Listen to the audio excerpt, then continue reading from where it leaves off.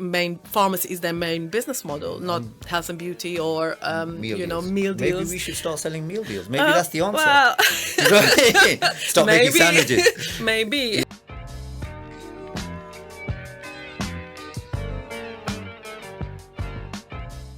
Hello, I'm Leyla Hannbeck, the CEO of the Independent Pharmacies Association. Welcome to Pharmacy Planet's podcast. Well, Leyla, thanks for joining us at the Pharmacy Planet podcast.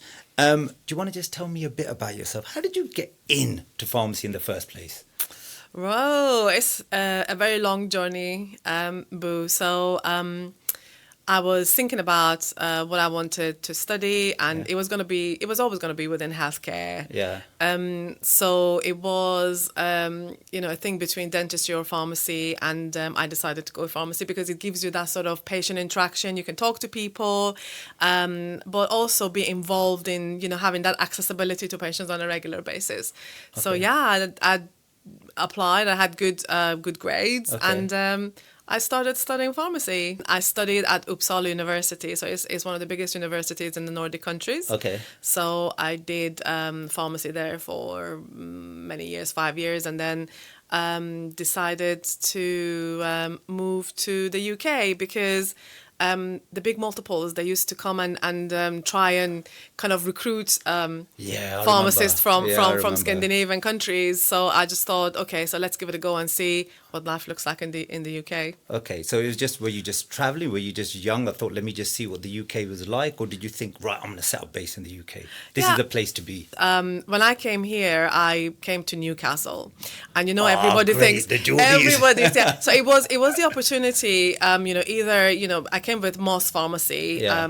It used to be Moss, but then it became Boots and so on. So there was an opportunity to go to Newcastle or go to Salisbury. All right, okay. And then I thought, well, I'm from the north. I can go to Newcastle, and actually we knew Newcastle United as a football team. Okay. So we went to Newcastle, and as a foreigner, you always think everybody in England will speak like Mr. Darcy from Pride and Prejudice, and then you go to the pharmacy, and then people come in, and you kind of think, is this English? You know what? But they are the nicest, loveliest people, and they used to call me Pet, and I was like, is that not a dog? You call somebody Pet, but you get used to that, and they are such lovely people, and absolutely love the accent now. Can you do it difficult. As well? Can you speak Geordie accent as well? Come on, Leyla, give it a bash. Yeah, They used to call Doctor, something like that. Going to the doctor. Or something like that, and it was all very cool.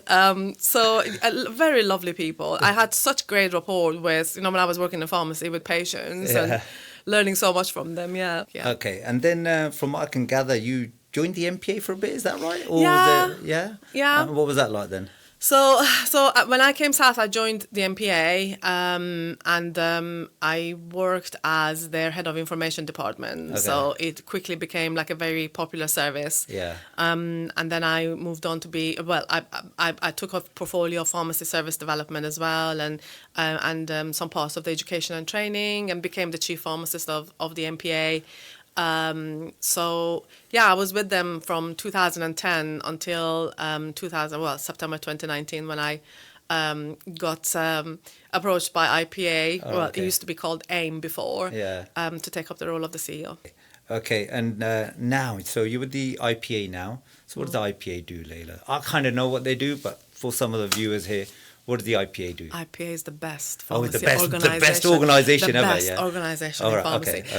Okay. So IPA is the voice of the majority of pharmacy owners that have several branches. Okay. So most of our members have multiple pharmacies. So the smallest are around 2 pharmacies, and the biggest ones have 250 plus pharmacies. Okay. But one thing they have in common is that they're all independently owned, family businesses in the main.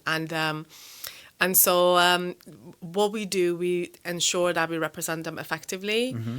So that is, that kind of shows that what we do kind of resonates with a lot of pharmacy owners. Yeah. And I'm very pleased to say that, when people in the parliament want to ask something about community pharmacy, they think of us. Yeah. We hold some of the most successful parliamentary events where so many MPs attend. We've got very good contacts with the Treasury, for example. I think we are the only pharmacy body that actually has that much link into the Treasury. Oh, you can get some money out of them for us. We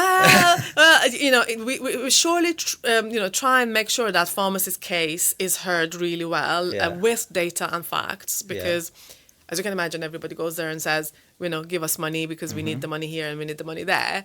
But you've got to show the facts. You've got to show what value you deliver for the taxpayer and for the country. Okay. And we're very good at demonstrating that. So let's see. Okay. So, I've been a IPA member, what used to be AIM, for a while. Oh, I don't know how many years, probably over 10 years or so. It's changed massively. It's huge now. It was never that big before. Where I used to find it really, really valuable is that as a company as you would scale, you would have issues that an independent wouldn't have as much. So I thought that AIM or IPA was really helpful. Now, I've got concern now. If they're going to get that big, 5,000-6,000 members, I'm thinking, hold on, how relevant is it to me now? Because I used to have scalability issues, which everyone else used to have, but I don't think it resonates as much with someone with a smaller group with 1 or 2 or 3. How are you going to make sure that people like me are still, everyone is still included and it's all still relevant? Yeah. So we talk about 5,000, we talk about branch numbers. Yeah. So as you know, most of our members bought quite a lot of the former Lloyd's pharmacies. So that kind of has added to the branch numbers. And we are at heart about representing pharmacy owners with multiple branches. Yeah. We do have some independent pharmacies in membership with us, but these independent pharmacies, when I say independent, small single branch pharmacies, they are some of the most innovative ones in their in the sector. The ones that have really put in place some really pioneered, some really good stuff, and having them with IPA can only bring that sort of knowledge into the mix, which is great. But at heart, we are, and the majority of our members are pharmacy owners with several branches. So we represent over 95% of all pharmacy owners that have over 10 branches. So they are essentially our main cohort. Yeah. But also the ones that have 5+ and 6+ and so on. So from that perspective, nothing has been diluted. But by allowing some of the most innovative contractors coming in that have pioneered something, it will only allow us to be able to share knowledge in a more effective way. But it hasn't really impacted on our core identity, which is to represent the needs of our pharmacy multiples. And the fact that more and more CCA branches are selling and falling into the hands of our members makes it that our membership grows and grows bigger, and that is just natural. One of the other big member organisations is the MPA. You used to be used to work for the MPA. From what I can gather, you're not that impressed with the MPA, are you? You don't think that they're doing as good as they can be. So hit me with it, Leyla. Why is the MPA not as good as they should be? Or what do you think? So you know that I'm a straight talker. I don't have anything to hide. I never got that feeling. No, you go for it, Leyla. Now's your opportunity. You go for it. Right. So I wouldn't say that I'm disappointed with MPA.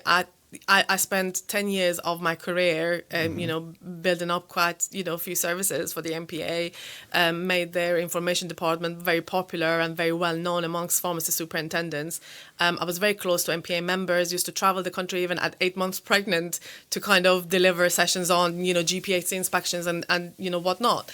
But I think coming back to your point around several voices being there, we've got to be acutely aware of the fact that there are different business models in community pharmacy. So you just alluded to the fact that there are single independents with one branch where the owner normally works in the pharmacy. Then you got pharmacy multiples where, your business model becomes different because you have to think about staffing your other branch. You have to think about, things like hub and spoke or supervision become different for you compared to a single independent. And then you have the corporates who have, a vast majority of the business is to do with non-pharmacy matters. For example, health and beauty or groceries and stuff like that. Meal deals. So exactly. So we can't really be, it kind of is in a way naive to think that we can be just one voice. We used to have the pharmacy voice, but it showcased that it wasn't really, that effective that it should be, because people have different business priorities and different agendas. Like, for example, pharmacy to you, being a member of the CCA, well, they're completely different to, a brick and mortar pharmacy. Yeah. So that is that bit. And with regards to MPA, on a number of occasions since 2020 and 2021, we reached out to them to work with them, for example, on the COVID thing, when COVID hit, and how can we align our messages and so on. But they didn't really want to get into that. And in terms of messaging, sorry. Yeah, in terms of like messaging, because they were having these organizations, policymakers that they were working with, and we said, well, we could bring our knowledge into the table rather than everyone doing their own thing. We could get involved in doing something together. Patient campaigns, for example. We held a patient campaign in 2021, which was incredibly successful. Or was it 2020? I don't remember. Yeah. Which was incredibly successful, where it was this pharmacy heroes thing that even the royal family tweeted about it. So we wanted them to get involved with it, but they wanted to they were kind of thinking, we are the MPA, we can do what we want. But at that point, IPA was a small organization, but we're now grown that we can kind of have the authority ourselves, Okay. But also strategically, we think differently, very, very differently. Explain to me, why do you think differently? What is the difference? Just take this this thing around the industrial action, or whatever you want to call it, collective action, as they were saying. So I liked that. I like that idea. Let me come back to you. I liked it. Let me come back to you why I think it wasn't clever to come out with it at the time that they came out with it. Okay. So the first we heard about it was on the day they launched it through a press release, and BBC called me and said, we've just got this press release from the MPA. They want to call it industrial action. What's your view about it? Because I'm very good with a lot of the journalists, and so they tell me stuff. The fact that the national body just decided to go to the media and not tell us anything about it, which affects like quite a lot of contractors, was like, whoa, okay, what happened there? And then we spoke to several policymakers. This was at 8:00, of that I got to hear that this press release is going live, on the next day, like literally from 12 a.m. in the morning the next day. And so I had to really literally pick up the phone, and I was actually going to an LPC event that day when this call came through from BBC. And then I called the policymakers. I called an MP friend of mine, and basically said, all right, so I've got the situation on my hand. What are we doing about this? I called several members of my board, and some members as well. So I was calling one call after the other. So everybody I spoke with said to me, stay away from it. Really? Everybody told me, stay away from it. And the reason for that is because this came out in September. Labour had just won in July. A new government was forming. They had said they're going to be looking at the healthcare policies. And so basically, the timing of it was not right. But more importantly, Boo, we knew not everybody was going to take it up. Yeah. So it's one thing to threaten and not being able to see it through. And, it's kind of making hollow threats. And then another thing to actually making the threat and seeing it through. You know what I mean? So essentially, the reputation of pharmacy was on the line, not just with the authorities, but also with patients. Patients that we had worked so hard on during the COVID period to gain their trust and, to make sure that pharmacy, because we kept our doors open. And now we're saying to them, we're going to shut our doors on you because we're not getting funding and everything. Doctors did that, and they fell out of favor with patients, right? And I'm not saying industrial action is the wrong thing, but the timing of it was absolutely wrong with a new government coming in and all of that. Then, and also we didn't know anything about it, obviously. And we are a big stakeholder, essentially. So what then happened was, as we've seen, as we predicted, MPA made a U-turn. And what does that mean? That means that it showed to the world that community pharmacy cannot see something through, that, we make, empty threats and we take a U-turn on it. Making a U-turn on something like that is much worse than actually initiating it. right? So it did not do the sector any favors. In fact, it damaged quite a lot of things with the stakeholders. I'm in Parliament quite a lot. I speak to a lot of people, either Conservatives, Labour, everybody I speak with says, stupid move. See, to be honest, it's probably one of the moves that I did like. I'll tell you why I liked it, is first of all, a new government came in. Now, whenever a new government comes in, they don't want any stress and they want everything to go smooth. It's almost like taking over a new pharmacy branch. As soon as you have a patient complain, you break your back, you bend over backwards to make things right for them. So I thought that the fact that there was an organisation that balloted its members that did say that they would consider industrial action, I thought that wasn't that bad a move, because you're in the middle of a negotiation. The government right now is fighting a lot of fires and they're new. And you know, when someone's new, they're new. So there's a new government, they're just in town. So I thought trying something like that, I didn't think was bad. There was a lot of messaging that went a bit wonky and I thought it didn't come out that good in the end. There's no doubt. But I thought the principle behind it was not that bad. I think they could have just, like you're saying, worked with other organizations and had a coherent message so that everyone was on the same page. And then that way, it probably would have had a bit more legs. I don't think it's worked out that well. But I didn't think it was a bad idea. I thought, if anything, I liked it. I liked it. So, if you think about it, on the point about the government being new, when you have a new boss starting in your organization, would you go right from the onset and upset the boss, or would you try and work with your boss to make sure that you're in their good books, and then if you don't like it, you do it?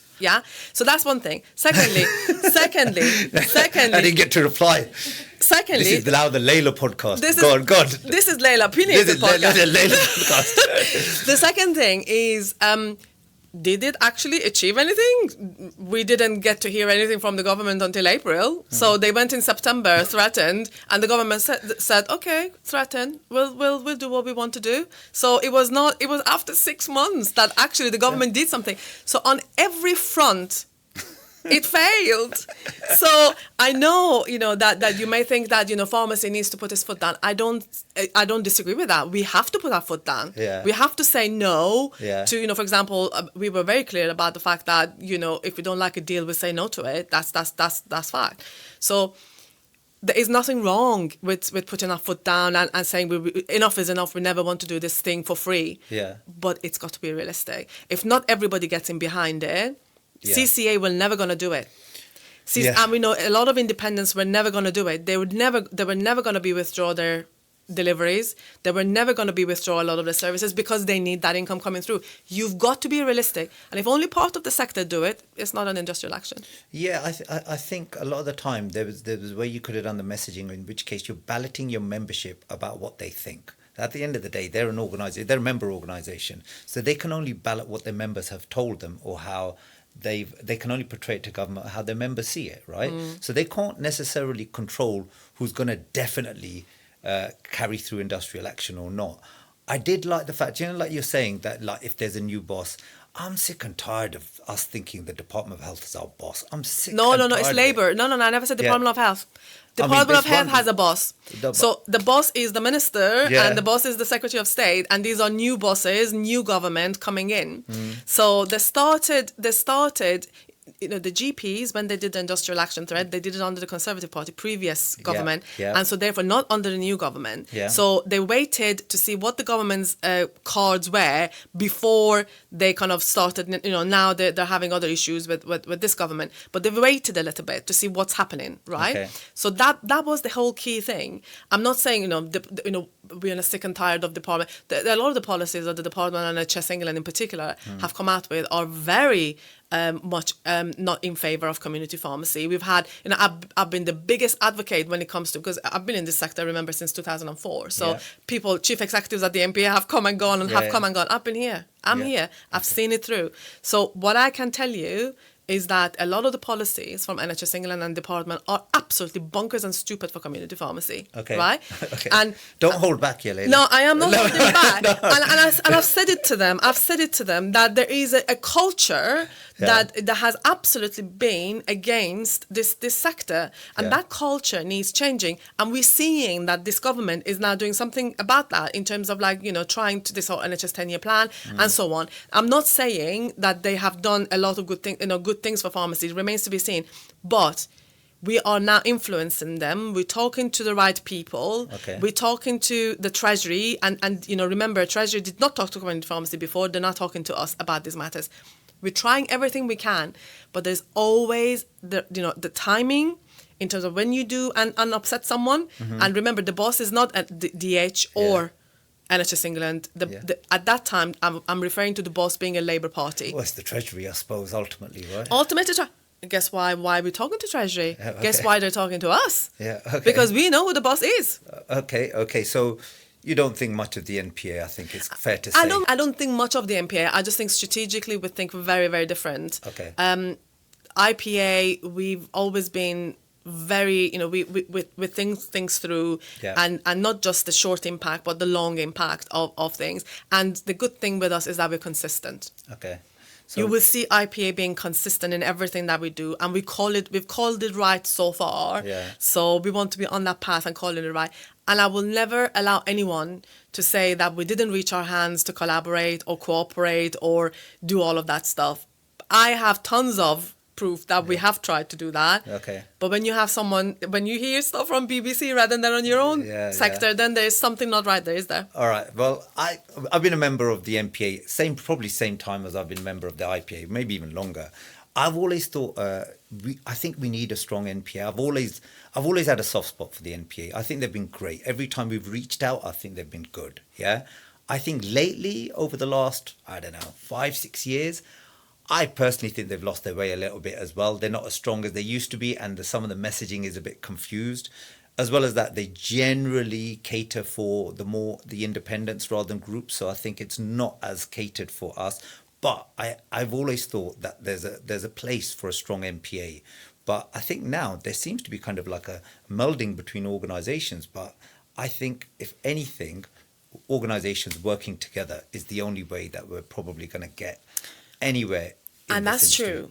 And that's true, Boo. Yeah. You have to understand that at the end of the day, IPA is a membership organization. So we've got to listen to the needs of our members. So, and if the needs of our members tell us that they don't like the new contract because it affects them, because it's not going to tackle their debt, because it's going to throw them more into debt and all that, we've got to be vocal. And if CPE don't like to hear it, for example, it's a problem. Okay. Because that is what we need to do. You know what I mean? So proportionality stuff. Another thing that, we've had issues with, for example, CPE is a disproportionate organization. You're moving very fast. I've got to explain to the viewers what everything is. Yeah. Not everyone's a pharmacist, right? So the CPE is the negotiating body that negotiates on behalf of all pharmacy contractors with the government. Right. So at the moment, in terms of the CPE, they've negotiated a new contract, which is released for all NHS pharmacies in the UK. The new contract, as it was released a couple of months ago, it's been billed as kind of amazing from the CPE side of things. I personally think it's absolute rubbish. I think it's total tosh. You can see my facial expressions. So I think it's total tosh. I think it's smoke and mirrors. I think even I'd go as far as to say I even think the CPE are negligent in going around advertising it or plugging it to the rest of the contractors as the kind of win, because it's not that sort of win at all. Yeah, so I think it's not that good. But that's my view as a independent contractor. You're a pharmacy group owner with over 20 branches. So if you feel that, you can imagine quite a lot of people like you do feel that. So now you can let fly, Leyla. What's wrong with the new contract? What do you think's wrong with it? So shall I get comfortable? Get comfortable. get comfortable. The new contract is, well, basically, okay. we've had to wait for it for a long time. So, first of all, the industrial action, if if it was anywhere to go, we wouldn't have had to wait for it for such a long time. So what we had, which sometimes the sector forgets, is that we had an independent economic review that was commissioned by NHS England, yes, which clearly showed the funding gap and described what the horrible 2019 deal did to community pharmacy, right? So we had that in our hand. That was like some sort of a massive evidence that was independently done. We weren't talking about it. Yeah. Reputable organizations, carried it out. So that was in our favor. And then, I think if you think about it, when you have the department coming and presenting to you what deal they're going to offer you with pages and pages of details, and and the next day, without having had the opportunity to really discuss with your own membership what their views are, you go and vote in favor of it, and then basically say it's a win or whatever it is. Within one day, this happened. Well, yeah. I don't know the mechanics. So my understanding is that the department came and presented it, and then the next day the committee met and voted, and we're talking about complex stuff here. Yeah. So. And this whole thing around not being able to consult with your constituents in order to be able to vote for something is absolutely bizarre. So if you look at, for example, the Parliament, how it works, MPs are representing the needs of the constituents, right? So if the constituents say we don't like this and that, it's their job to go back to the Parliament saying blah, blah, we vote against it. And you will know with each MP how they voted. Right? You can hold them to account. Yep. At CPE, it's just you don't get the minutes. You don't know how people voted. They voted in secret. Yeah. Right. So you don't know. Secret. They voted in secret. I know these things, so it wasn't allowed to know. Who voted for what. And, all of this system is just not right, because how can it be representative when you haven't consulted with your constituents before being able to vote? And then you hide behind, we need to be secretive about it because there are rules and regulations around that. Then fight it. Yeah. And if you look at, having that economic review in our hand and knowing the funding gap, and then the offer that was made, you need to look at how many people are in debt. A lot of contractors are in debt. Right? And you need to calculate and see, is this going to save a lot of people, or are people going to get into more debt? Because the way they're selling it is that it's like saving us a little bit and then build on it. That's the way that they're trying to do that. But if you have that economic review in your hand, you have a strong case in your hand. Essentially, you're saying that, we've got this, but you are not, the thing that you actually did fund yourself, a review that you fund yourself, but you're going against it, really, because you're not taking it into account. Yeah. So I think the whole system of not being able to liaise with your constituents, keep it secret, not taking minutes, the proportionality issues. You and I talked about the fact that, CCA have reduced the branch numbers. This is fact. And this was happening since 2022. Yeah. Yeah. And despite that, they still have 9 seats on CPE. How is that possible? How many total seats are on this negotiating committee that negotiates with the department? CPE, how many seats are there? I think it's around 24 now, off the top of my head. 24, yeah. And they've got this dysfunctional system with 50-50, which they bundle our members with the CCA when our members have completely different business models to CCA. We are over 95% NHS activities. Yeah. Whilst, we can't fall back on anything else apart from those NHS activities, because most of our members are, that is their main, pharmacy is their main business model, not health and beauty or, meal deals. Maybe we should start selling meal deals. Maybe that's the answer. Well, stop making sandwiches. Maybe, the way things are going. Yeah. So this new contract, let me just dig a little bit into it. I don't want to get into it massively. But it seems a lot of smoke and mirrors to me. It seems like the messaging from CPs appears to say the biggest NHS uplift, and it's 30%. And I thought, hold on, are you a mouthpiece of the government, or are you supposed to be representing us? Because if you're representing us, you don't want to be going around saying how you've got 30% when it's not 30%. Yeah, because I think The negligible part is there's a lot of new members, a lot of new contractors, right? I've been doing this a long while. We've got accounts teams that can crunch numbers, do forecasts, you work out where you are. Now, when they gave the numbers, with a headline figure of 30% uplift. Now, if any contractor listens to that and they increase their costs by 30%, they will become insolvent by the end of the year. Yeah. There is no way that is a 30% uplift, no matter how you look at it. Yeah. Now, obviously, you can look at there's different ways of promoting numbers. They've clearly promoted this number, but I would expect the government to be promoting it in that way. Why is our own negotiating body patting themselves on the back? And it's absolutely false. It's nothing like that. I think in terms of actual real money through the door, I don't think it's massively much more than before. I really don't. And I think you'll struggle to access a large portion of that funding because of what the government's going to eventually make you have to do via services anyway. Yeah. So. Well, I mean, you're not alone saying that. Quite a lot of people are saying that. So in terms of like, if it's actually getting pharmacies out of the current situation that they're in, no, it's not.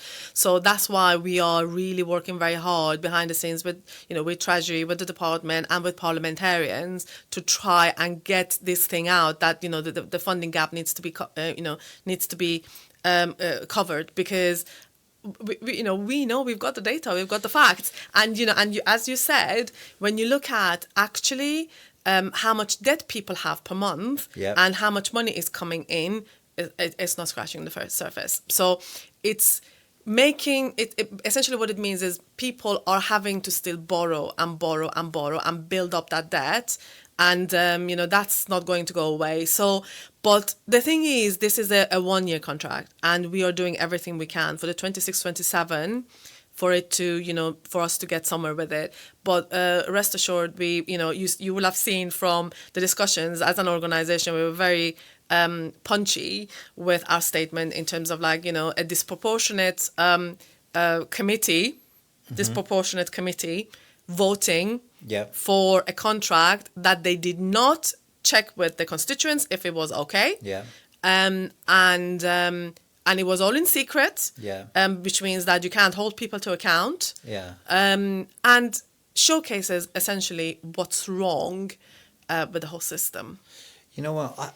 It'd be handy having someone from CP on the podcast, because I need someone to explain to me exactly how does that organisation run. I mean, before it was the PSNC, and they never managed to get anything out of the previous administrations, right? And pharmacies in such a dire straits. It's got such issues only because of such poor negotiating in the past. Even now with CP, they pulled out this contract. I don't know why they're plugging it as though it's a lot better than it is, and I think it's a lot worse than I think. I mean, it will be shown over the next few months. Everyone's P&Ls will show how bad I think it really is, because I think it's marginally better than you had before. I don't think it's anywhere near enough to cover the costs that have increased. So I think there's going to be problems for a lot of contractors going forward. So it'd be handy to know in terms of the CPE. How does it work? Do they get paid irrelevant? They can go away and come back with absolutely anything, and anyone sat on that board, they're getting paid either way, right? It's not as if someone's going to say, right, we can all vote to turn around and say, that was such a naff contract you guys came back with. You don't deserve anything for this. I mean, they're going around patting themselves on the back by the look of it. And, as far as I'm concerned, they completely fluffed their lines with this, because I think we had the best position, best negotiating. There was new government, pharmacies are closing all over the place. You've got vulture private equity trying to pick the bones of various different pharmacies. It's just a mess is a contractor network. Well, obviously, you've brought someone on this podcast, me, that I'm going to say it exactly as is, and I'm going to tell you CP is all about cronyism.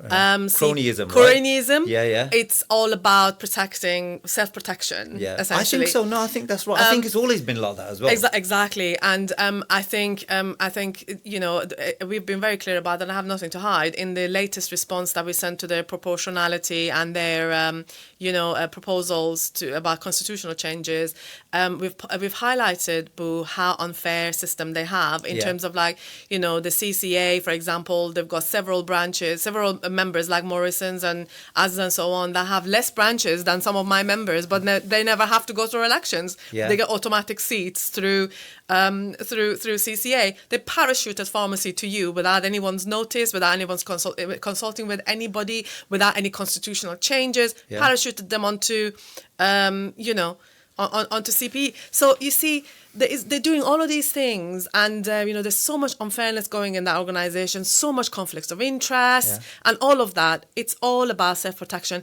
and I'm very happy to highlight that it's nothing secret in terms of we've said that, and unless that organisation becomes proportional, fair, and basically transparent as well, transparent. I'd like to know who voted for what. It's not that complicated, right? We should know. But isn't that crazy? It's not that complicated. You know what your MP voted. So if I want to know what my MP voted on, I can access that. Yeah. Who do they think they are at CPE for this to be a secret? Yeah. Ultimately, I mean, there was a contract on the table. They could either vote for the contract or they could have rejected it, right? That was the only two options. Yeah. So it's not as if you're finding out the details of how a particular organisation is going forward with regarding a particular service or anything like that. It's just generally, here's the contract. You either vote for it yes or you either vote for it no. Simple as that. Yeah. I'd like to know how they voted. I'd like to know how the whole system works. And more importantly, I tell you what, I get confused. I think they're absolutely rubbish, right? But who do I actually complain to? what do you actually do? And what do they do about your complaint? Can I complain to you? Because I don't know anyone else. So the thing is, when you complain to us, and people think that we just have a go at CP for the sake of it. Yeah. We have a go at CP because our members are complaining because their livelihood is affected, the way CP operates. Because you can't always hide behind the fact that the government did that and the department did that. We've got to be able to get the best for our cohorts, right? And as an organisation, my job is to make sure that I represent the best interests of my members like yourselves, right? So as long as CPE behaves the way that they do, and it's like a club, self-protective club, rather than actually, representing the needs of contractors. And they probably will say, oh my God, Leyla is on, saying this stuff again. But as long as this is the case, Boo, I will not shut up, neither will a lot of our members. And many contractors have been saying that. The people on CPE have been on there for donkey's years. Just look at some of the executives and some of the people on there have been for a long, long time. Whilst that's good and you bring some knowledge in, but there needs to be changes in that organisation to ensure that it's fit for purpose and representative of what the contractors are doing. And, they want to shut us up as an organisation, like with all these proportionality issues and constitutional changes. So the way it's coming across is that let's shut IPA up because we are daring to question, criticize, and say we want better. And if we get better, then the first organisation that will be friendly, great, promoting on CPE, and praising them will be IPA. But until this happens, we've got to. Hold on, I'm not on the CPE. I'm not there yet. You can see the emotions. You can see the emotions. You're stop beating me up, Leyla. Right, okay. Well, very careful, because if I would have a stick, I would have thrown it. Look, in terms of the CPE, I'm not as emotive as maybe I should be as emotive as you, actually, because it affects our livelihood, it affects my staff, it affects absolutely everything, right? Oh, you think I'm bad? Try and talk to some of our members, then you think what happens. Right, honestly, I have to do that sometimes. In terms of the CPE, I think, putting it simply, if they came back with something that was truly good, I'd be the first one to turn around and say, you know what, this is actually not bad. They got a good one out of this. But they're going around promoting it as something that it's not, and that makes me think something really fishy is happening. Because why are you going around with all your promotional materials with a big fat 30% uplift figure when it's not true? And it's just it's smoke and mirrors, because it's not that much. So why are you going around saying this? Then I'm thinking, hold on, they're just patting themselves on the back. And more importantly, I think I'm paying for this as well. So I think I'm paying for this, right? Oh, they increased LPC levies. So I'm paying for more levies from you. Yeah, so like or from LPCs. So now I'm paying for the fact that somebody's gone and got a deal which I think is naff, and is then plugging me this deal, and basically just massaging the statistics or facts to make it look a lot better than it is. And it's like, something's definitely not right about this organization. When you're going about doing it like that, there's something definitely wrong. There are changes needed, but and believe me, the first organization that would be promotive of CPE and really, praising CPE once they get these changes coming in and making sure that they are representative would be us. But until that happens, until they become a fit-for-purpose organization, getting away from this self-preservation, we will continue to does the NPA, continue to voice our concerns. Does the NPA must have seats? They have 2 seats. Again, the whole unfairness of the system is that the NPA have historically had 2 seats. Nobody is challenging whether these 2 seats should continue because of their membership numbers or whatever. They historically have had those 2 seats, whilst IPA, our organisation, has 0 seats on there. So we have 3 seats, but these are non-CCA multiples, which means that they are kind of not linked to anything. And CCA have nearly all of their members sitting on CP, despite the branch numbers significantly being, going down. Yeah. So there is a lot of unfairness going on in that organisation.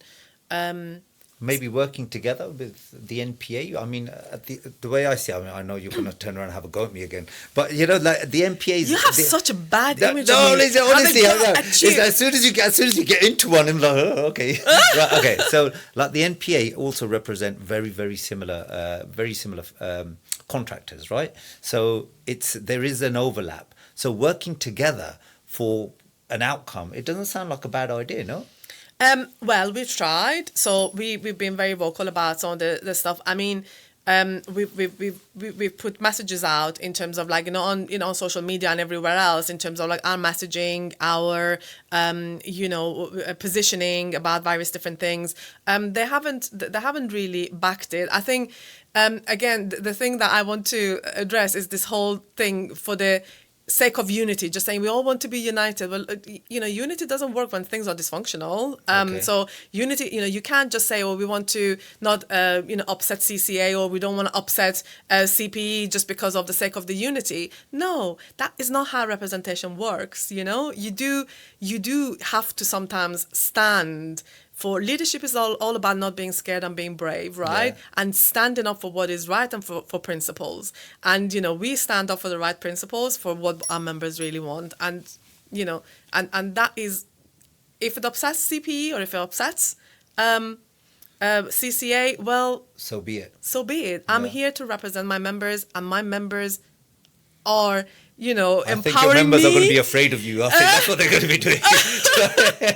Now that they've seen what I can do to you, then they're probably not. But the good thing with IPA is that we are, you've seen in our WhatsApp groups, we are very close bunch, and at our networking events as well, we are incredibly close bunch. So Leyla, I've been a member of IPA for, I don't know, maybe 10 years. I don't know, a long while, and I know it's very useful, but you tell me, why should anyone even become a member of the IPA? Why even part with any more money when, pharmacies got such issues in the first place? Because we are an organisation that truly works for our members. We don't have anything to hide. Everything that you see is there. We're very efficient. So when you think about, the organisation, we don't have a lot of staff members or a lot of people in, but we do achieve quite a lot, because we work closely with our members. Our members are essentially the people who run IPA. Yeah. And that's why it's very much in tune with the needs of contractors. And we've got forums and networking forums that are that allow contractors to kind of, share information with each other. Yeah. And they're very popular because, again, the way we do it kind of resonates with people. So if anyone wants to kind of be part of a forward-thinking, and be properly represented, that's the place to be, really, for IP, and take part in shaping the policy for community pharmacy, because that's exactly what we do. Yeah, I think the bit where, I'm not very political. I don't stick my nose in that much into the politics of it. It's not very interesting political the politics stuff, I don't stick my nose into. But you say networking events, those are great. Yeah, and the reason why they're great is you can be, you just go there and you get to talk to people like me. You get to talk to people like me. No, but other contractors. Goodness, yes. You get to talk to other contractors who are also going through similar stuff. So when you want a good old moan about the state of things, you can go to one of these or go to one of these events, and it's a good laugh. And as well as that, I think the good thing is you meet a lot of people and you make a lot of contacts, right? And it doesn't matter whether it's other contractors who it is really handy to know, and the other thing is suppliers. So what I found is that actually in my business, although there's so many people who are doing so many different things in pharmacy, I would say pharmacy's changed. Before, everyone had a singular business model, but now everyone's doing, whether it's services and travel clinics, or whether it's hubs and spokes, or whether there's just so many different models out there at the moment. And what I'm finding is now, talking to other people to figure out what they're doing, everyone's quite helpful. So everyone tells you what they're doing and how they're going about it. And you get to see loads of other loads of other suppliers who I would never have thought of contacting otherwise because, well, you can't be bothered, right? So we get calls here all the time at head office. I mean, these ladies, they take the calls and it's standard. Do not answer. Do not send anyone to my phone. Do not send. But when you go to an event like that, you do end up talking to people. And it's surprising how... like you learn so much more about how to go forward in pharmacy. But I would definitely say, I'm not sure about the rest of the side of things. That's probably more Leila's department. But in terms of the networking, that's great. That's a good laugh. Yeah, and that's very true. So basically with the IPA, you get all these pharmacy owners coming in. So anyone is doing, who's doing some services that they want to talk about, for example, how they're doing, pharmacy first, how they're doing for example, the weight loss thing, how they're making, how they're pushing forward services, or how they're doing with their dispensing, what sort of, all of that sort of things they get to discuss with each other and learn from each other. And so it's a place where pharmacy owners, come together and learn and go away and implement in their own businesses. So essentially, for pharmacy groups, it's, it's kind of support your business. It supports your livelihood, being a member of IPA. But also, we've got suppliers that come to our networking events and hang out with our members, and they're rest assured that when they come in there, they talk to business owners. You just said that you push a lot of people away when they phone you up and everything. It's difficult to do that at the networking event. So when you come to the IPA event, you are guaranteed to get an audience with a pharmacy owner. Yeah. So and if one of our members, for example, signs up with a supplier, they can implement that service into loads of numbers of branches that they currently own. Yeah. But it also, spreads to others because our members share information and knowledge with each other. Yeah. So that's why it's very attractive for a lot of suppliers to kind of associate with us. And also, they want to be part of like a forward-thinking organisation that has a lot of influence when it comes to, the Parliament and, having events that we have in Parliament. For example, our Gold partners get to attend our parliamentary events. Oh, right, okay. And hang out with 70 MPs. Where's my invite to these parliamentary events? Me? The 17. I never got my invite.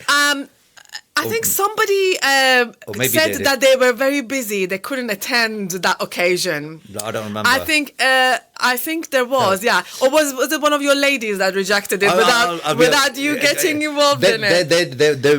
They're well versed. When anything comes my way, you say, no, I'm sorry, he's really busy, doing hard work at the moment. Yeah, no, I must have missed that invite. Don't you ever miss anything when we send you stuff. Next time you come to our event. All right. So where do you see now the future of IPA? Where do you see the future? Yeah, it's the usual question, right? 1 year, 3 year, 5 year. Where do you see direction of travel for pharmacy industry and the IPA and yourself as well? Oh, that's a lot of questions. You can take it one by one if you want. So, the future for pharmacy is obviously, it remains to be seen because, in terms of like the future funding that we're going to be getting. Because if it wants to continue down this miserable way, then it's going to be very difficult for any pharmacy to keep their heads above the water. So we've got to, as an organisation, we're making sure that we do everything in our power, to ensure community pharmacy gets to the place that it needs to be financially. But also, we know that, the government have these 3 big big areas of focus. For example, trying to bring care closer to home from hospitals to communities, and we are at the heart of communities. So there is a big opportunity for our members to be invested in as part of as a big part of primary care, because of the accessibility that we bring in. Then you've got obviously the sort of something that we need to think about as well is the advancing of AI and technology and all of that in terms of like what's happening in that area, and that's another one of those three big points that the government is pushing forward. So I think particularly for IPA members, because obviously they get first-hand knowledge of what is going on and have the opportunity to influence things, I think there are loads of opportunities. We're also working locally with various mayoral offices to kind of see if we can position our members as key stakeholders for delivering pilots and services and so on. So a lot of, in fact, on Thursday, I'm at the mayor's office in London. Okay. I'm one of the only 5 people that has been invited to talk about the role of primary care in health and equality, role of pharmacy in health and equality. Sadiq Khan's office. You can talk to him about knife crime as well while you're at it. Maybe I should bring that up as transportation, well. Exactly. Stealing iPhones on e-scooters. There's a lot you could talk to that one about. But that kind of shows in terms of like IPA getting invited to the right places. I may push that in as well if I can, for health and equality. I said Boo said so. Yeah. But yeah, so that's the future, and keeping a close eye on what's going on. From an IPA perspective, again, our membership is growing as more pharmacy owners come on board and more pharmacy groups getting larger, buying more pharmacies from the CCA, for example. So we must make sure that we continue being in tune with our members' needs and be brave, because that's what leadership is about, and expressing the needs of our members. And personally, what do you think? Where do you see yourself now? Where do I see myself? I don't know. So I think I'm a passionate pharmacist, as you can see. I've been in this sector for a long time. Yeah. And it's in my DNA to work hard, because that's the way we've been brought up. Just being efficient and work hard and do the best that you can do. And where future takes me is. Because you actually went to become a parliamentary candidate, weren't you? You did contest an election, right? Yeah, well. Give us a bit of background. How did you end up in that? How did that work? You brought that up, right? So in in 2000 December, like just before Christmas, I had heard, from the Liberal Democrats, I had heard about, in terms of like their policies and what they were trying to do, and my local MP used to invite me to speak at some events that she was hosting, from a healthcare perspective. So in December, I just basically, decided, okay, so let's give it a go and see if I can get accepted into becoming a parliamentary candidate. So I went through this rigorous test, interviews. Selection process. Selection process. Did they do background search? Background search, Did anything dodgy come out of the background then? The fact that I got through, the fact that I got through, you may have thought so, but the fact that I got through showcased that they couldn't it go was far good. back as Sweden. They didn't know what you've been up to. Don't worry, you got away with it. You know what? They know everything. Really? So, you can't. I mean, nowadays everything is out there. You know what? There's nothing that you can really hold back. Well, I would never risk it, but yeah, go on. Yeah, but they kind of put me through this rigorous process as they do candidates, and so lo and behold, I got selected, parliamentary candidate, and then most of the constituencies were already filled because they do that years ahead in advance, exactly. And so they offered me Broadland and Fakenham, like a very strong conservative area. Far away from where I lived, and I thought, well, let's give it a go. I mean, at the end of it, whatever happens, I will have learned quite a lot. So I went there, and then and in May, I kind of started getting involved in terms of like going and see the constituency and so on. Yeah. And then Rishi Sunak decided he wants to call an election. Oh, right, okay. So, end of May, he called an election, and then it literally gave me a month to campaign in a constituency in a place that I had never been to before, and a strong Conservative constituency, but Labour were coming on very, very much because obviously people were discontent with the Conservatives at that time. And, and so we wouldn't, I knew from the beginning that it wasn't going to be a high chance for me to get accepted, or elected, but it was an opportunity. But I have to say, despite being someone from a different part of the world, like actually, and coming to the constituency, the people were incredibly inviting and incredibly kind and good, and I managed to get 5,500 votes, despite the fact that these two parties were neck and neck with each other. Yeah. So I'm pretty pleased with that. But the experience was invaluable. Okay, so you reckon that sort of experience is going to help with dealing with government, knowing the machinations of government, knowing how to negotiate or tippy-toe your way around what to do? Yeah. So you kind of learn a lot in terms of like what ticks the boxes for politicians. What are the sort of what's the sort of language that you need to be using? How campaigning works, because these sort of things are intense campaigning. Yeah. And you also learn quite a lot in terms of like. And that's one of the reasons, that industrial action, collective action, why I knew it wasn't the right thing to do, because, of this sort of knowledge that you gain when you do stuff like that.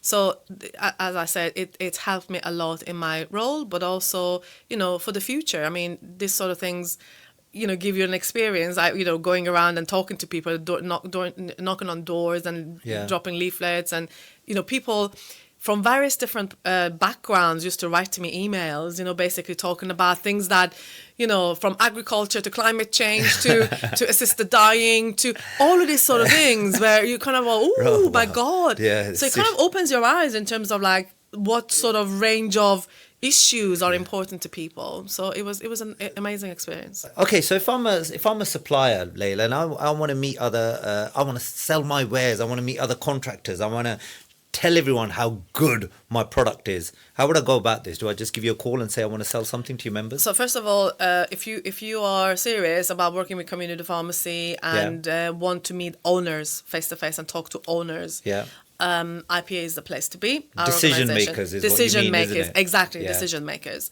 IPA, and that's the good thing with decision makers is that they can make the decision right and then think instantly, about it rather than having to go, from one place to another place to get the decision that you want.